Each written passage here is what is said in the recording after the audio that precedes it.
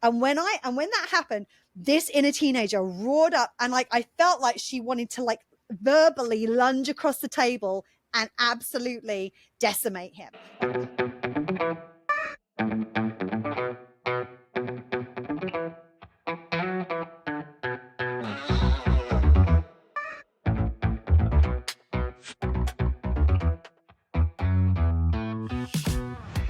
Hello, hello, hello, and welcome to Well Shit. It really is that simple.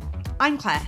And I'm Serena. On this podcast, we help you to understand about your 12 universal needs, why they are currently not being well met, how to meet them in ways that work for you, and how to consistently do so in quick, easy, and simple ways that fit seamlessly into your life. We'll also help you to understand how doing so will have a positive ripple effect in literally every area of your life. If you like what you hear, sign up for more support with meeting your needs with your weekly Universal Needs notes at theuniversalneeds.com. And enjoy the show. Hello, hello, hello. Hey, everyone. We're having fun today.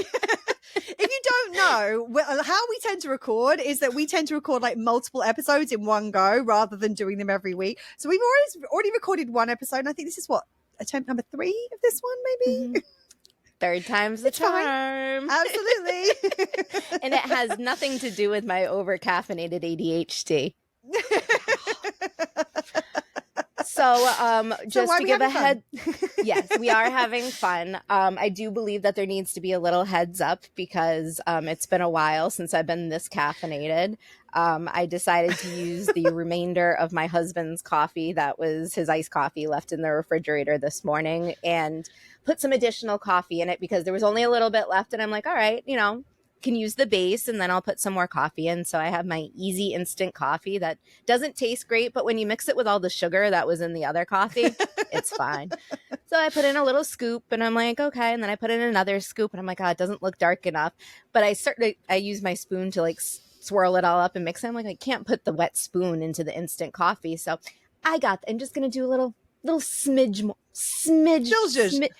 12 smidges later, I have a highly caffeinated beverage that I am almost all the way through. So I'm getting my engine revving now.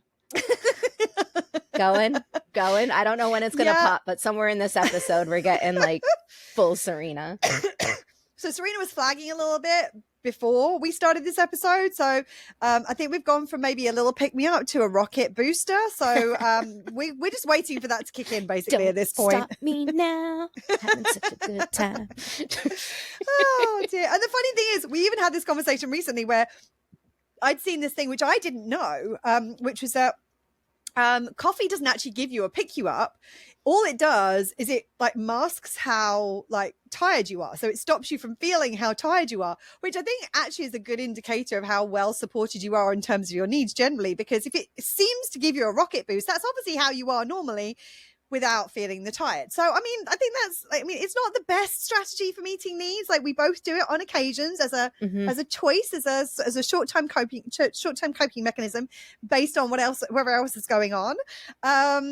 But and the good thing is, as you said on one of our previous attempts to record this episode, in actual personal power need, right? Mm-hmm. Yeah, because I'm making the choice to, like, I am very well aware. I'm not trying to kid myself into the fact like, hey, this is meeting my needs. No, it's a coping mechanism that I am choosing to enact for this moment. And if you followed us on the podcast, I have had a very up and down relationship with coffee. At one point it was a necessity, and then it was just a like to have, and then it was I need the pick me up, and where the air quotes are strong with that one. So it's been a long journey, and as I did that, I'm like, nope, I know what I'm doing. And given the more information, and that's life in general, the more information we have, it allows us to have better choices, because I don't want to consistently try to trick myself into thinking that I'm getting more energy when all I'm doing is masking, because we know masking is going to lead to, like, the reality is going to be there. Eventually the mask falls off and you're in like a decaffeinated state, a puddle of grounds on the ground. You're like, oh my God, I can't even move, because you don't Yeah. That could be a whole nother episode. It absolutely could. I think the other thing I think the thing that's good about this is, as you say, you're making an informed choice and you're choosing it in the short term. I said, rather, there was a point where this was something you were doing consistently without realizing really that it wasn't that supportive to your needs. And now you're like, okay, now most of the time I have herbal tea. And then every now and again, I'm going to allow myself to do this. I'm going to choose to do this because it feels like what's right and best in alignment with where your needs are at today in this moment. So I really appreciate that about you. The other thing that I think is really funny about this morning is that we are well, this morning, afternoon, evening, wherever you are listening, whatever time of day it is. It's actually afternoon here, so I don't know why I said morning. But It's almost like it's afternoon here too. We're in the same fucking time zone. The coffee's got like my nerves are up here. My brain isn't clicking any quicker. So we're aware that obviously today we're going to be talking about the inner teenager, which is kind of the next step on from what we were talking about last time with the inner child. So I made the deliberate choice. I'm like, if we're going to be talking about inner teenager today, I'm wearing black. Like I'm embracing the inner teenager vibe fully. And then we got on the camera. I'm like, oh, we did the same thing. And Serena's like, no, I did not intend to do this. But I'm like, it worked. We're clearly in that teenage vibe. I mean, obviously, it would be better with the little kind of plastic choker and maybe some butterfly clips, right? Oh my goodness, there's so many things that I've seen like on TikTok recently about like nostalgia from like the 80s and 90s, and I'm like, oh yeah, it was a vibe. We made tiny choices. Little backpack that was shaped like a teddy bear or something. Well, and it's funny because there's so many that were kind of I was going to say bi-coastal. That is not what I meant. Like they were here in the US and in the UK at the same time, and there are some I'm sure that were absolutely not. But we won't subject you to that. We'll do that conversation off camera. So today, as I said, we're talking about the inner teenager.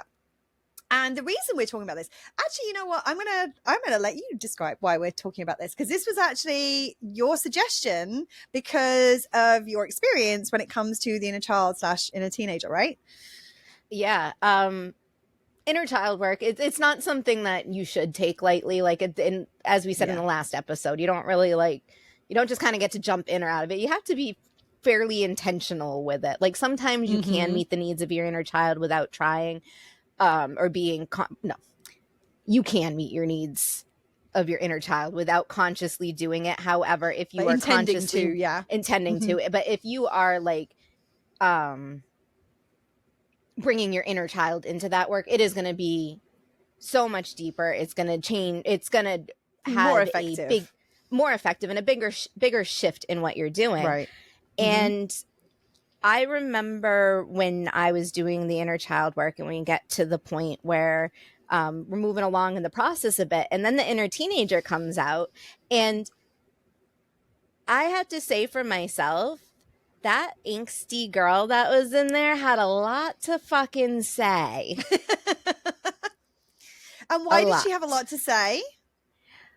Because her needs were so unmet, and she knew her needs were unmet. And that's the thing. And I kind of feel like the inner teenager bridges the gap between the inner child and your adult being, because as teenagers, we have a little bit better of a comprehension of how the world works, how society is, conditioning, and all of these things. Like, you're in that weird space of like, I'm becoming an adult in some way, but in some ways you're still very much a child. And then when you compound I'm going to jump in here. Like, how many teenagers really have an understanding of the fact that they're only teenagers and they're kind of part of a child? Most teenagers I know, including myself, when I was like that, I thought I knew it all. I thought I had everything. I understood the way the world worked. I knew everything. I was good. I mean, I was basically an adult. I just had a couple of years to kind of formally like be able to sign the thing that says, yes, I am actually technically an adult now. I didn't think I was a child at all. I was like, oh, I got this. And now I'm looking back going, oh, honey, no, you didn't. You really didn't. Sometimes I don't know if I have it right now in my 40s. Right? Is there an adult around? I need some help. Yeah, and I don't think that's conscious, because like I feel that I was somewhere in between that. I definitely thought that I knew it all, and my mother had a very innate ability to be like, "Oh, honey, no. This is the reality of the situation." Yeah. And as we've done, like, as I've done my own inner child work and, you know, inner teenager work, that awareness of being like, up here I'm like, okay, this is making sense, but inside I'm still feeling very much like a child, and feeling a real lack of control, because it's like I'm old enough to know, and I'm talking looking at myself like where I am now, looking at this inner teenager. She's, before we started working with her, she really did, like, she didn't feel like she had any control. She thought she knew what was going on, but didn't have any clue what was going on, and at the same time was trying to function as if she knew what was going on. And it's, Well, I think for, in a lot of ways, like for a long time, I think your inner teenager was actually running the show. I don't think your adult self was present a lot of the time. I think she was the one who was calling the shots a lot of the time. My attitude alone would say yes. And like, no judgment around that. That's not like it's, there's no criticism in that. I just think that was just an awareness of like where it's all right. I heard the little squeak and I wasn't quite sure what that was, and then I saw Serena trying to kind of like discreetly put her earbud back in because it had obviously fallen out. The inner teenager is like, nope, not listening. Apparently so. And so I think that this, like, I think that a lot of, it depends on what our experience has been through life, and it depends on how we have been brought up and how we have, what our experience was when we were teenagers, and as children and as adults. So because I think that for a lot of it, I think part of the reason that your inner teenager was running the show was because I think in a lot of ways you were expected to be an adult before your time, in a lot of ways, like when you were a teenager. So she was running the show in ways that she probably shouldn't have been when she was actually supposed to be running the show, like as a teenager.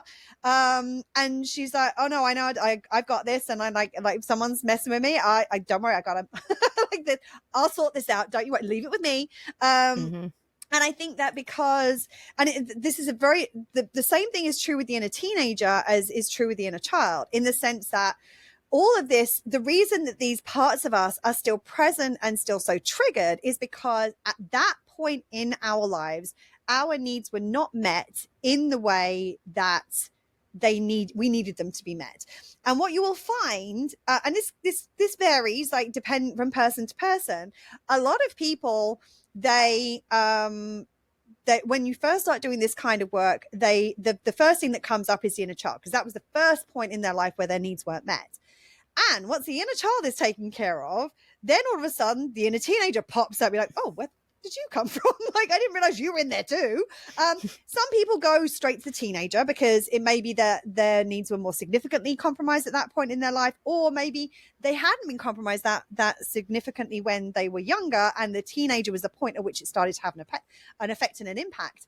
And I think that for a lot of us, the inner teenager, that like the teenage years, that was the point in our lives where we were realizing I'm going to have to take care of myself at some point. There was a cognitive awareness of like, there's going to come a point where I've got to take care of myself.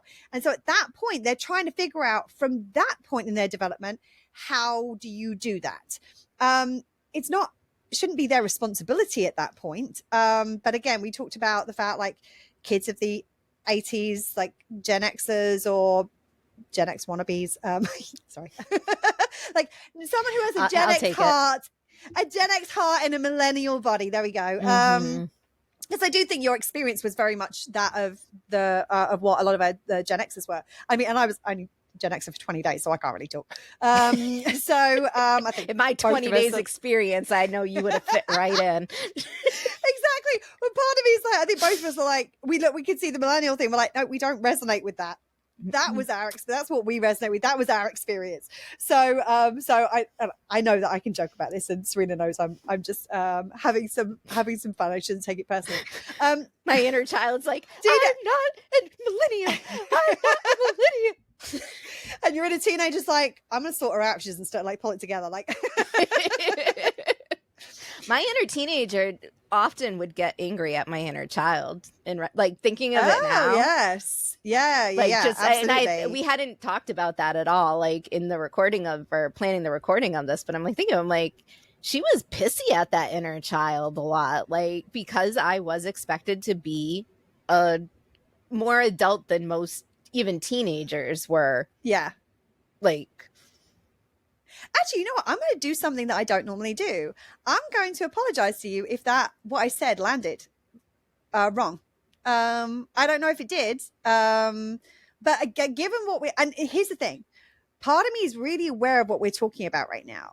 And most teenagers do not feel like they belong. They feel like they're on the outside. And I'm very aware that while we're having this conversation, both of our inner teenagers are probably present and like very aware of what's going on right now. And I'm imagining that what I said could have easily triggered something that part of you was feeling at that point in your life. So I'm going to apologize if that, I don't know if it did. I'm going to apologize for saying that, because that I know there's a possibility that could have landed poorly, especially given what we're talking about right now. Well, I appreciate that. It didn't. And I think that's because I have, like, we've done the work. We've done the work. And when we say we've done the work, like, there is still an inner child that needs to be cared for. There is still an inner teenager that needs to be cared for. And even with all the work I've done over all the years, like, really creating the relationship with these inner children that I have, sometimes things come up that hasn't been dealt with, and I'll be like, oh, okay. Hello. I thought we were good, and all right, let's get back to good. Like, what do we need to do here? So thank you for that. And also, I know that the relationship that there's a trust that we have in our relationship that means that you know that there would never be any, like, the last thing I would want is for there would be no intention of that. And we know impact over intention. I want to make sure that we're I'm operating in a way which is going to be supportive of both of us. So let's go back to what the inner teenager is. So we talked about the inner child being the part of us whose needs were not met at that point in our lives. Inner teenager is exactly the same thing. It's that point where, and Serena's right, in some ways we've got more awareness, which is part of the development. Like it can be helpful to have more awareness. It can also be really difficult to have more awareness. It can also be really difficult to have the understanding of why something is happening, because just because you know why it's happening makes no difference to the impact it has. It doesn't do anything to diminish the impact or the effect it has to our needs. But because we understand why, sometimes, like, it's a little bit like understanding that parents had to go to work, for example. Like, if we were having a particularly hard time or we were going through something, we understood that our parents had to go to work because that was what earned the money that kept a roof over our head and the lights on and food on the table. That doesn't mean to say if we were having a hard time that we didn't have feelings about that. And the fact that we understood that it had to happen didn't mean that we didn't feel any less abandoned in that moment or any more in need of support in that moment. And again, our caregivers probably didn't realize that needed to be acknowledged, and that needed to be heard, and that part of us needed to be supported in that. And so when it comes to the inner teenager, again, think about where we're at in our development. When we are much younger, especially when we talk about kind of toddler age, that is the point in our lives where most people, I'm not going to say all because it's not true for all people, but most people are allowed to express themselves more fully than any other point in their life. So if you're upset and you cry, that's allowed. That's people understand that. And there's no, I mean, they might be uncomfortable with it and try and shush you and whatever, but like, you don't get, for the most part, blamed for crying if you're upset about something. You don't tend to get blamed if you're angry about something, depending on the circumstances. There's a lot of nuance around this. But that's the point in our lives. Like, if we throw a temper tantrum, like, a lot of the time it's like, okay, we get that they're upset about it. We might not like it. We might try and deal with it in a different way, but there's a lot more permissibility around that, like that time in our lives and our needs. In that, when we are expressing ourselves at that point in our lives, that we are more allowed to do that then than at any other time. When it comes to teenagers, we are very, very much aware of judgments. We're very much aware of how we are being perceived by other people. We are, a lot of the time, are receiving that that critique, and we're trying to, like, a lot of us feel like we don't belong as teenagers. A lot of us don't feel like, even I know people who were the popular kids and the pretty and beautiful kids at school, and they didn't feel that way either. Like, so there's a lot of that that's kind of going on. And so we are trying to, a lot of the time, figure out who we really are, but also in the context of who we're allowed to be. And who, like, we need to be in order to be able to not be alone, and to still have friends, and to still have the family support. But also, we aren't being, we're not allowed to express ourselves in the way that we do when we're much younger. So if a teenager is angry about something, validly so, if there is a valid reason for them to be angry about whatever it is that's going on, and they shout and scream about it, then a lot of the time they're criticized, they're punished, they're told that they can't do that, and they're sent off.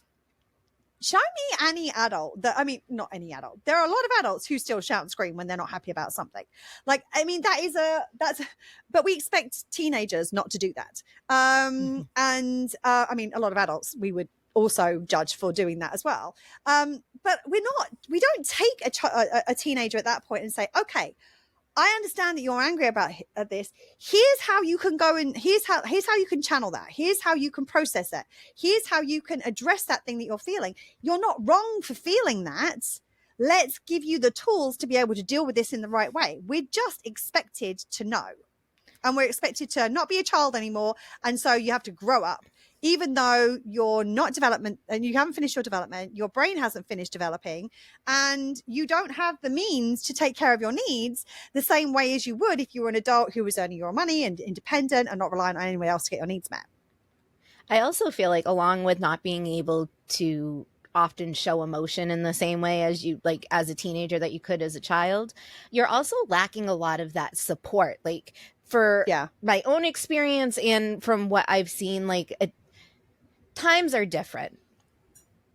That is an understatement. Yes, that is true. And being a child is different today. So I cannot speak to what it is. I cannot even fathom having grown up in the era of social media. No. Just that alone. Like, that adds elements to things that are beyond my comprehension in this moment with this amount of caffeine. Like, my ADHD would just ping. However, in fairness, it would be beyond your comprehension if you weren't caffeinated, but that's just amplified things. True. But thinking about my experience, like, the teenage years are when, like, I still had a solid family unit. I was still being supported by the adults around me, but I was supposed to be learning how to grow up. And there was a lot less of the,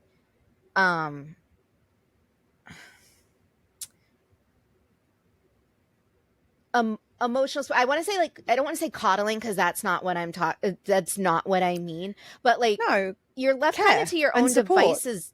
Yeah, you're left to your own devices as a teenager a lot to figure it out, and you slowly start to move away from that kind of family bubble. Supported. And then you get friends, and you're going to your friends for support.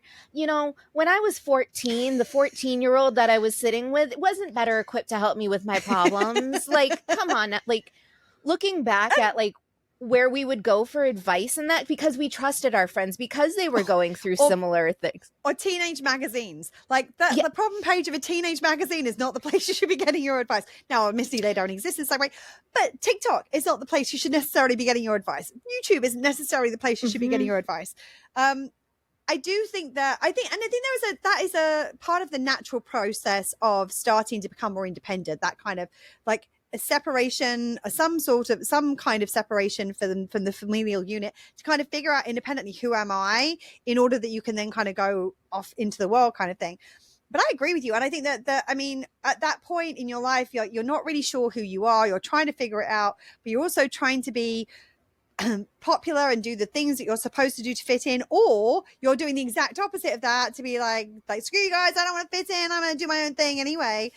And so Or you we're fit always in with one group and you're like, oh, this doesn't quite feel right, but this is the group that I'm with, so but I don't need want to be kind alone. Yeah, like, and then like as a pretzel yourself to fit in. teenager, is it, do I take what's here, or do I go search out, like, Yeah, that's a lot for an adult, like, never Right. mind somebody who is still developing in all of the ways. Well, and especially when you're in the context of in a teenage years, like teenagers are trying to figure out how to meet their needs without knowing they have needs, what those needs are, or how, or being given any support in how to meet them. As we all are at all points in our lives, we're always trying to figure it out. But teenagers are probably a little bit more aware of this than, like, if you're a toddler, you're just like, something doesn't feel good, you scream. That's kind of how it works. As a teenager, you can like rationalize it a little bit more and think a little bit more about like, what's happening, why is this happening, and what's going on. But what this means is that you have a lot of teenagers, and especially with the stuff that you see in the media and the things that you're kind of being fed, a lot of teenagers use really, really, really toxic behaviors to try to meet their needs. This is where a lot of bullying comes in, like where someone's trying to feel that they're trying to meet their value need or their personal power need by putting somebody else down so that comparatively they feel good about themselves. And like, I'm going to be honest, like bullying was horrific when I was at school. And like what is available these days in terms of mobile phones and texting and social media, I literally cannot imagine how that must feel. I mean, and I don't think you've watched it yet, but like the unknown number high school catfish, I'm not going to say anything more about it because I don't want to give away the things, but if you're watching and if you know, but this was a situation in which a teenage girl and a teenage boy to some extent were being harassed by text messages coming from an unknown number. They didn't know who was doing it, and they were being consistently traumatized. There was this barrage of abuse, and it didn't matter what they did. It was continuing, and it was still going to continue. Like it was atrocious, and the impact I can only imagine that must have had to those kids must have been horrific, and it's going to take a long time to come back from that. And so I mean, it was bad enough what I dealt with, and I had the ability to not answer the phone, and I had the ability, like, you couldn't text me. We didn't have those things at that point. And like, I'm ignoring those numbers on my beeper, right? And like, we were just starting to get email, but it wasn't like thing that everybody, like, I had email really early on, but that's because I was a geek and I was in the IT like department, and I was one of the first people to be online at my school because the teacher went, here, figure out how to do that, like, because they knew that I was into that kind of thing. And I was like, okay, so I was in there, like, I was doing that before anyone else was. But like, you couldn't have used that as a means of bullying at that point because most people didn't have personal emails. Like, it was, God, I feel old saying this. But I'm grateful for that because there were barriers. And I mean, yes, there was like physical bullying and those sorts of things that still exists today.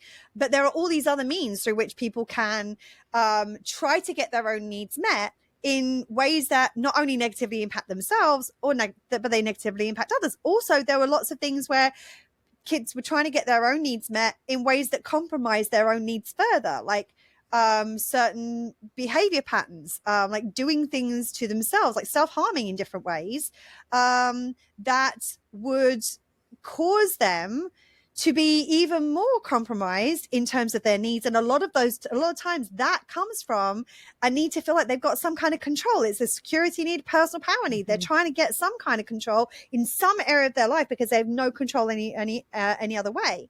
So like, there's all of these different ways in which these things show up. And in very much in the same way that if you are trying to support your inner teenager, it's back like in the same way as with your inner child. Like, if you're trying to support your inner child's needs, you need to relate to them as a child of whatever age they are at.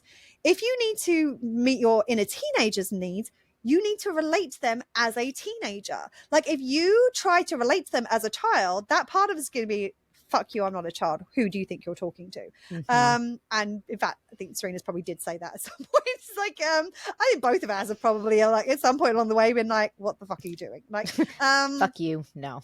yes, exactly.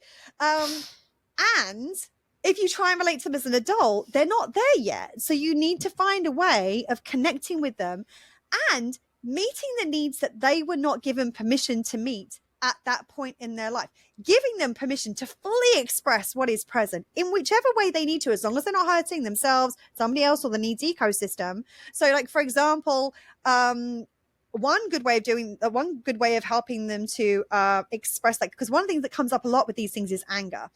And there is a technique which can be used with children, can be used with teenagers, can be used with adults, and can be used with an adult who is looking at those, at supporting those parts of themselves, is to get the kind of rubber stringy balls, like the ones that they're kind of fun for like a sensory Koosh thing. balls. Koosh, yeah, they used to be called koosh balls. Sometimes they're called like monkey balls now. There's lots of there's different ones. And to create a space, ideally probably a wall that's got nothing else on it, where you can throw these at the wall. And that is like you're giving yourself permission to do that, or you're giving a child permission to be like, here's like, we're not allowed to throw them over here where there's like glassware, we're not allowed to throw them over there. But if you want to if you're angry, it's okay to be angry. It's okay to get anger out of your system. You want to throw things to get like, and what you can do is you can teach them how to like feel how they're feeling and kind of feel it going into the ball and then throw it. And what you're doing there is you're teaching them it's okay to feel it. You're teaching them it's okay to allow that, and it's okay to release that once they have felt it. And like, it gives them like a physical representation of the process that we want to take, we want to eventually go through, which is like allowing ourselves our emotions, feeling the emotion fully, and then releasing them when it's past. And you could, instead, you can do this. You can give this to children. You can give this to teenagers. You can do it as yourself and as an adult, as a way of helping you to process anger. And like, you're in a teenager's probably going to want to break some shit. Another option is, and I don't know what the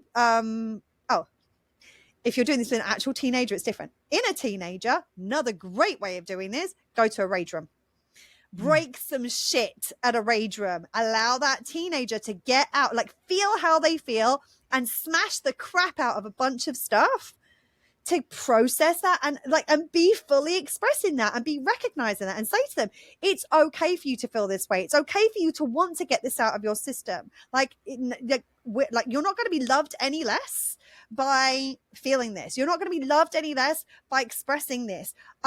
This is part of your needs. You need this. And this is what I mean. Like, you're not speaking to an adult to an adult to adult level. You're not speaking to a child either. Like, reminding them it's okay to do this. And like, I know that you may feel silly and you may feel a little bit self-conscious about doing that. That's okay. Let's find a way of doing this in a rage room. If it's a private rage room, there's nobody else there. Like, you get to do that in your own space. You can shout, you can scream, you can swear. Like, you can do all the things that maybe you weren't allowed to do when you were a teenager, that would honor how you are feeling and allow that to get out of your system. Well, I think a part of it too, kind of, we talked about this a little bit with the inner child, is in the allowing yourself, like, as an adult, our adult brain is like, I shouldn't have to deal with the things I did with in like junior high or high school. Like, I should be over that. I shouldn't have to rage out or whatever it is to process this. But the thing is, if we're not processing it, we are still holding it inside. And it reminds me of, we had a client that I spoke to after Claire went through an inner child session with them. And they were like, when she first we did inner child and we did inner teenager. Like, they're both, we did both within the session. So just to be clear. And so it was the inner teenager part. She's like, she didn't have any issues with the inner child, but she was like, that was super weird. And I was like, why? And she's like, well, it was a form of throwing the ball at the wall, but there wasn't a ball. There wasn't a wall. It was all a kind of visualization process. And she's like, Claire brought me through that. And I think it was like a energetic ball of like fire or fury or anger something or whatever. Whatever it was. And I remember her being like, the first time I was like, this is silly. And then she goes, and then I was throwing balls of fire everywhere, and I was in it, and I was feeling it, and I was like, she was emotionally in it, she was physically in it, and she's like, it felt so good to see and honor that teenager. And like, she came out of it who had being like, never been seen before. yeah, never. And that's and like, it was giving her the permission to be, like, giving herself the permission to be like, okay, this is in there, so I'm just gonna feel it. And then when she started to feel it, she realized there was so much to be felt, and she went with it, and she embraced it, and she came out feeling so much lighter. And it was really cool, because I felt this within myself, but to see it and to know exactly the process she went through and be like, yes, like that is why you do this work, is because you can get past that inner teenager. Like, I want to tell you, it's not a lost hope. Like, you can heal that, like, the past parts of you. And I think a lot of times people get into this headspace, like, what's dealing with it now gonna do? It's gonna do a lot. Like, so much more than you could possibly imagine. Yeah. And what was interesting about that that client that I took through that session was that I didn't have anything on hand for her to throw. Like, that was one of the things, was like, I'm like, I can't get her to physically do this. So how can I get her to kind of energetically go through it? But what we did was, like, as with all of these things, we bring a somatic element into it. So it's like, yes, we got her to visualize the throwing shit, because her inner teenager wanted to throw shit. Like, that was what was present. I'm like, okay, you want to throw shit? We're going to throw shit. And then what we did was I got her to stand up, and I got her to move, like, physically move her body in whichever way. Like, she was punching the air and, like, stomping the ground. And we gave her, I mean, whenever I do these sessions, I have a rolled up towel next to me, because I know that it's probably going to be needed at some point. And I got her to scream into the rolled up towel, make the sound of the rage and the anger that she was feeling from having been unseen and unsupported for so long. And so what we did was we combined the things that I wasn't able to give her physically to do. Now, like, if I'm going to do a session like that, I want to make sure I got some koosh balls on like standby. Like, very much like I've got my rolled up towel always. I'm going to make sure we got the ability to throw some shit if we need to, or a pillow that somebody can punch or whatever. Like, we're going to make sure there's a way of physically getting that out of the body. But even when we weren't able to do that, we were able to still bring the body in and getting her, like, physically expressing what was going on. The other thing I want to say with this is, it's not a one and done thing. Like, it's not like, okay, you do this, you know you're in a child, you do this, you know you're in a teenager, you deal with the shit, and that's the shit dealt with. Because I had an experience, I think I've shared about this on a previous podcast episode, where, and I'd been doing inner child and inner teenager work for quite some time at this point. I was meeting my grandfather for a coffee. Now, anyone who knows anything about my history knows my grandfather and I had a very interesting past when he was alive. And I'm not going to go into the detail of it, but let's just say he was very unkind in how he treated me for a long time. Let's just leave it at that. I had reached a point where I was like, I was sick of carrying the weight of this crap for the length of time that I had. What I was finding was I was at family events and I didn't feel able to even say hello to him. And I'm like, I would say, like, I have a worse relationship with this person than I do with a stranger on the street. I want to be able to do what I would do with a stranger on the street, which is say hello, have a conversation, like small talk, and off we go with our lives. Because I was uncomfortable at family events because of his presence. This one in particular that comes to mind when I wasn't still a teenager, but I was on that cusp and I definitely hadn't fully developed my brain yet. And I knew he was there and I was on high alert as a result of it. And I remember the whole afternoon I'd been like watching where he was to make sure I wasn't. And then somebody asked me to go and get something. And the second I was focused on, like, my ADHD brain went, oh, I've got to focus on this now. And I forgot about that other thing I was supposed to be focusing on. And I went to go, and apparently, like, another family member saw me from across the room and saw me coming across and saw my grandfather coming towards me, and that I wasn't aware of what was happening. And he grabbed my arm and spun me round in front of him. And because I was on such high alert, I reacted and I literally balled a fist and threw a punch. And luckily, my on the cusp of adult brain, realized what was happening. I wasn't aware it was him and I was trying to punch him. I felt I was under attack. I didn't feel safe in that environment. And because somebody grabbed me and moved me without my awareness, consent, permission, or anything, I went to just retaliate. Luckily, I realized what I was doing before I made contact and managed to drop and realized. And I was like, and I kind of woke up from, I was like, and he said, oh, you be good, won't you? And I was like, okay, and carried on walking. Like, it was like, that's how that was the kind of situation I was in, where I was constantly on alert and I was constantly uncomfortable in these situations. Had a very, very, very angsty teenager who was pissed at a lot of things and a lot of people. And he was one of them because of how he treated me. So that was the situation I was in. I was like, I don't want to feel like this anymore. I don't want to deal with this anymore. And I've like gone through the point where I was like more developed in the brain. And I'd figured out maybe throwing punches without realizing I was throwing punches was probably not a good idea. Maybe there's a better way of dealing with this. So I reached out and I was like, look, I just want to make peace. I wasn't expecting anything from him. I just wanted to not have to deal with the shit anymore. And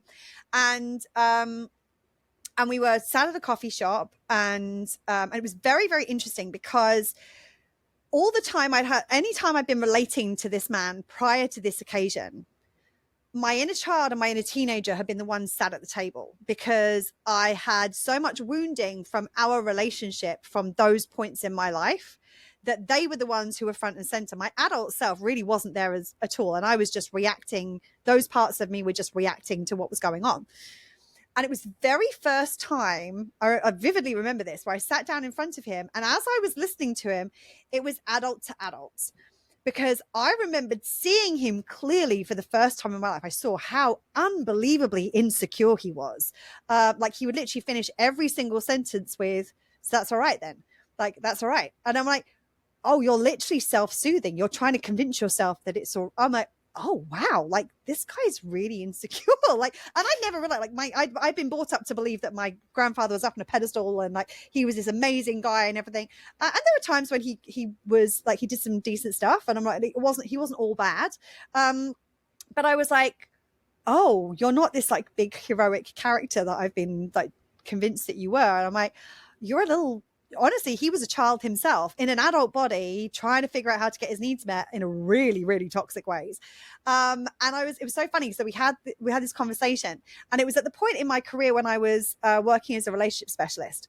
And it was so funny because one of the things I wanted to do was I wanted to apologize for anything that I had done that caused offense to him, because I'm like, that was the thing. I'm like, if I'm not expecting an apology from him, but that's what feels right to me. I'm going to apologize for my stuff. I'm going to deal with whatever you come up with because I want to create peace for myself. That's what I want to do. And he was asking me why I'd done the things I'd done, like some of the things I'd done. I was like, I don't want to go into all the detail of it. And he pushed and pushed and pushed and pushed and pushed and pushed and pushed. And I was like, I'm not going to get out of here without answering this question unless I just leave, which would have been an option. But I was like, I don't want to leave this with more angst to deal with on the other side of it. I want to be able to leave this and never have to deal with the bullshit ever again. And I will never forget, we were sat there and I explained why I had done the things I had done. And he went, and you're a relationship specialist? Like this. Now, bear in mind that the issues between us had started when I was a teenager. I had been consistently compromised by this man's actions. I had made very appropriate choices. Like even as an adult, looking back at the choices I made and the boundaries that I set, I'm like, I was doing fucking well at that point in my life without having the knowledge I did now. I'm like, I was making some pretty decent choices. There were some things I did that were not as advisable as I would have done them now, but I really didn't do anything outside the pale. I mean, I didn't punch him, which was a good thing. That would have been a reactive thing anyway. That wasn't intentional in any way. That was a reaction to feeling unsafe. But like, I didn't really do anything that I can look at and go, that was a really big mistake. For the most part, I was making good choices. And then this man who had made so many bad choices and had negatively impacted me so many times was judging my current work, having done all this healing, because the teenager who had been compromised by him set some boundaries because how he'd behaved wasn't okay. And it was so funny. I felt my inner teenager roar up inside me. Like, and we'd done a lot of healing. Like I was, and it was the first time I was really conscious. I knew who it was. I knew why it was. And I felt her roar up, and she, like, my inner teenager, as my teenager self was, I wasn't physical. I wasn't scrappy like that. The physical punch thing, that was really rare for me. And I said, that was a reaction to, I don't feel safe. And I thought I was under attack and I was trying to protect myself. And I don't remember ever throwing a punch. In that kind of context. I don't know if I've ever thrown a punch, quite frankly. If I've done, it's obviously not been that impactful. But I wasn't someone who got into physical fights or anything like that. My weapon was my tongue, in the sense that I could verbally eviscerate anybody who crossed me. I was very good with my words. I was very quick, and I was very impactful. There's a reason I'm so good at what I do, is I've always been able to understand people better than I didn't realize why. There's a reason that the needs practices modules, the universal needs model and practice and process has come from, because I've always been very good at reading people and understanding people. So I was very good at seeing their weak points and going for the jugular when it came to that. And when that happened, this inner teenager roared up, and like I felt like she wanted to like verbally lunge across the table and absolutely decimate him. Like, that was what I felt. And I felt her get to like here. And if you're watching on the video, like she was like around my face. Like I felt her come from deep inside my belly, roar up my chest and my throat. And when she got to my face, I remember I closed my eyes.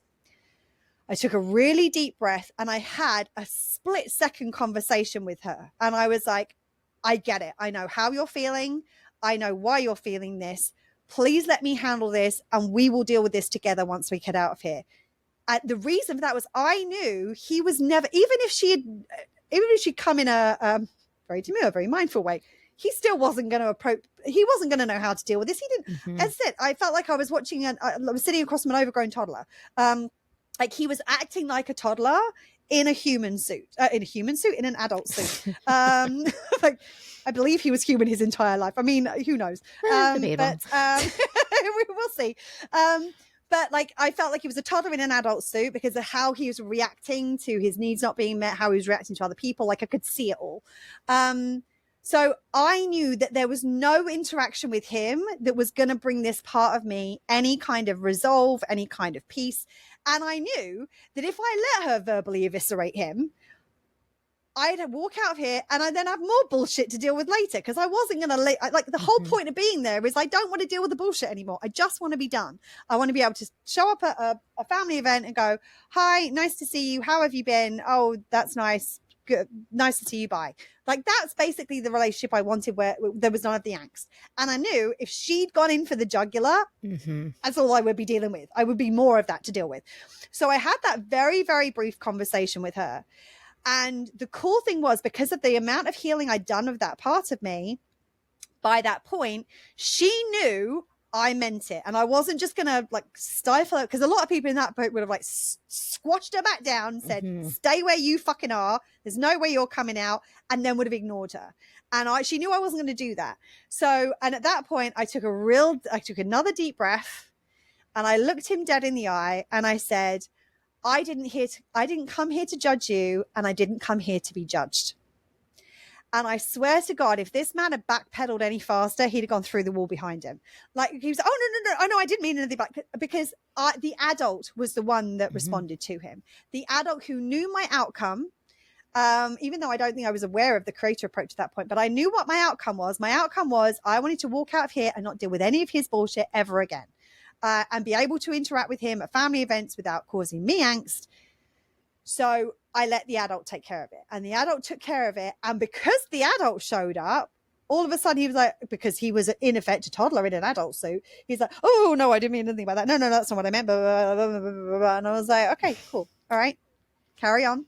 We finished up our coffee. I walked out of there. And then probably within the next 24 to 48 hours, I took some time with my inner teenager, and she, like, journaled out what she was feeling. Oh, she had some shit to say. I'm telling you, like she had some words. And she'd never been able to be fully heard in that and how he treated her back then. And this had just triggered that same thing, came right up to the surface. And this time she was allowed to be angry and she was allowed to be heard. She was allowed to, and the anger, a lot of the ways, was just what she was putting on as a mask to feel strong and powerful, because she actually felt grief and sadness and abandonment. And like, why is this person who is supposed to love me and care for me and support me not doing what he knew, not doing his job? Why is that? Like, and so we got through the anger and then we got to the grief, and that part of me got to feel held and understood and cared for and loved and supported. And it was unbelievable, because I was like, that moment could have gone so many different ways. I mean, the person from that family event could have showed up and gone, be like, okay, I didn't get the right hook in last time, but I could now. like I mean, like she could have shown up. Like that verbal eviscerator could have come in, and she would have torn us. And I swear, I probably would never have seen him again. I probably would have cost my relationship with multiple family members by doing that. Oh, vintage. She's getting a bit active right now. Like the podcast, the mic just got knocked.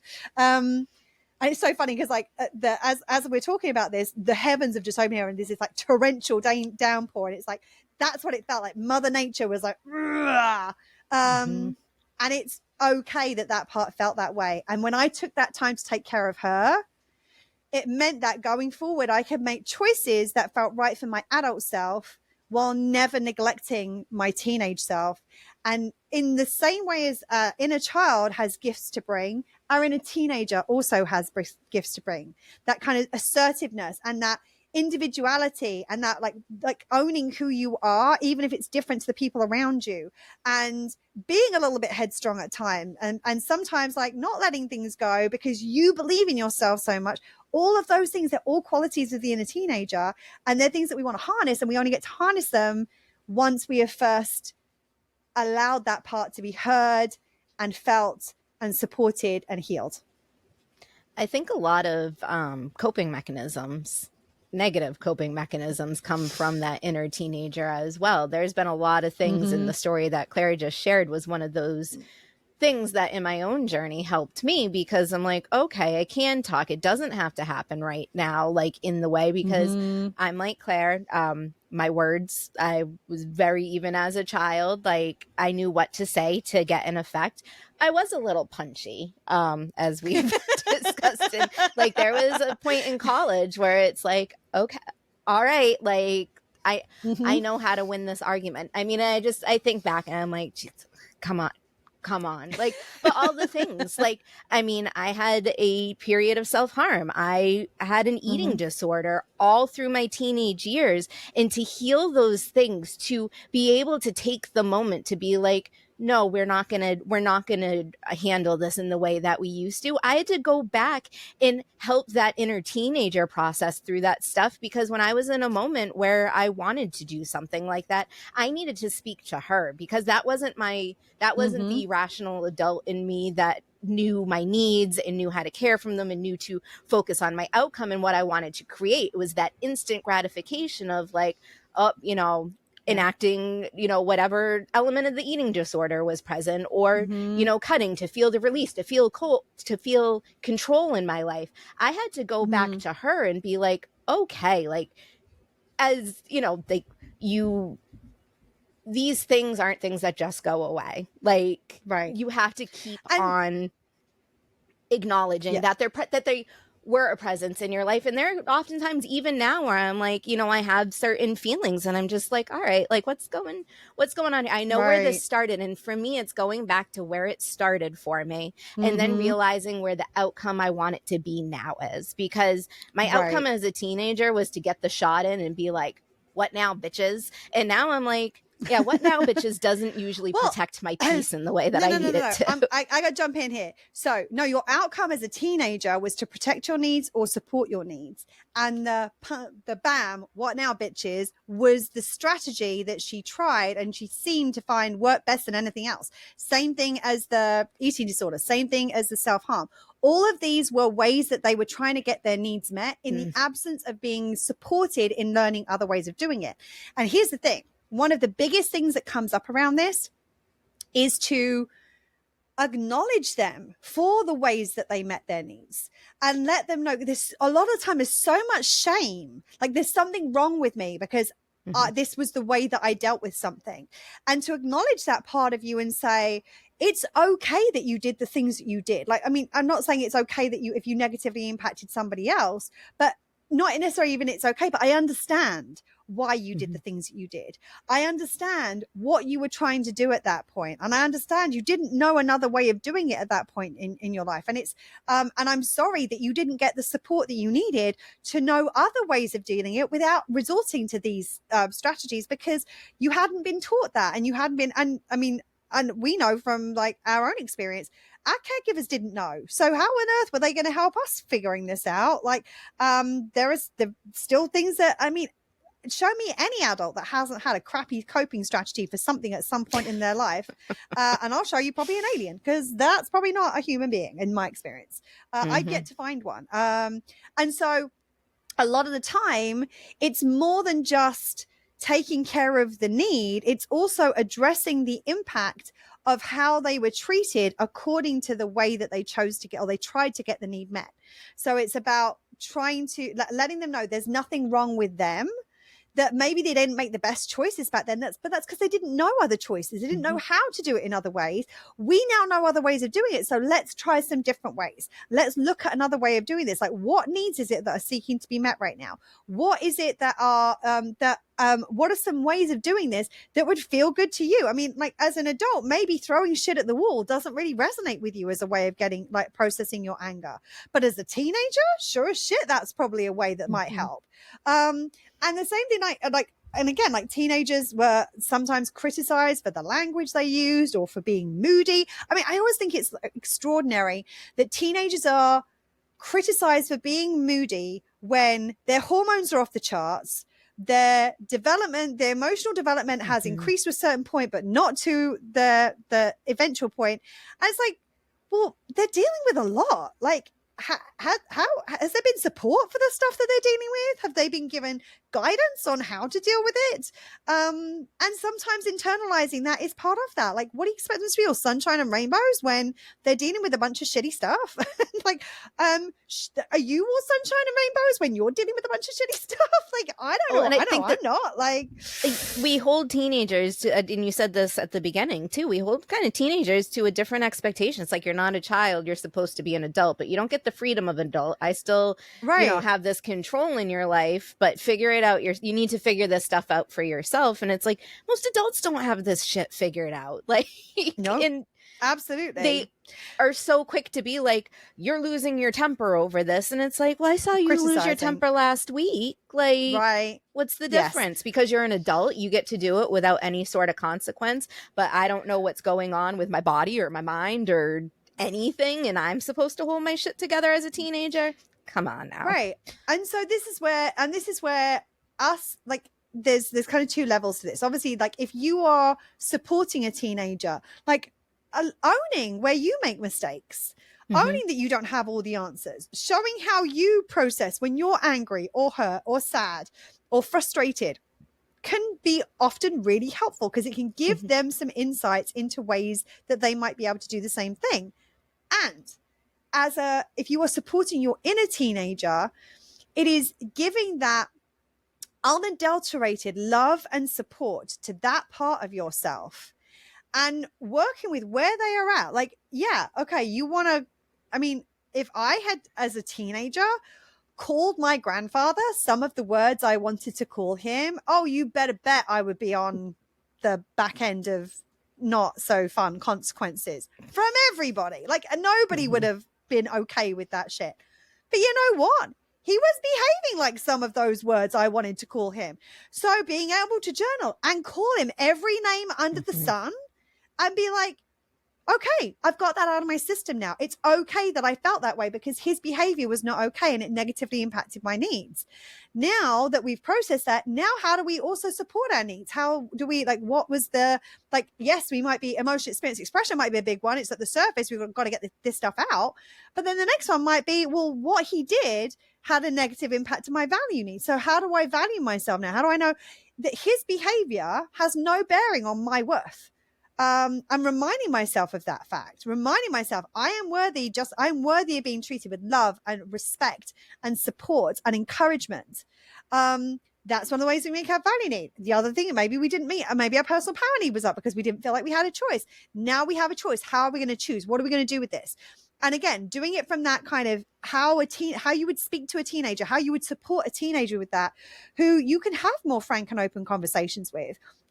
You can communicate about a lot more things than you can with a child, and how you can pour into them. Because remember, most teenagers don't feel good enough. They're surrounded by messages on social media, in TV, in movies, in books, about that they're supposed to look this way or do these things or like perform like this or achieve like that. Like a lot of them, they're not feeling good enough.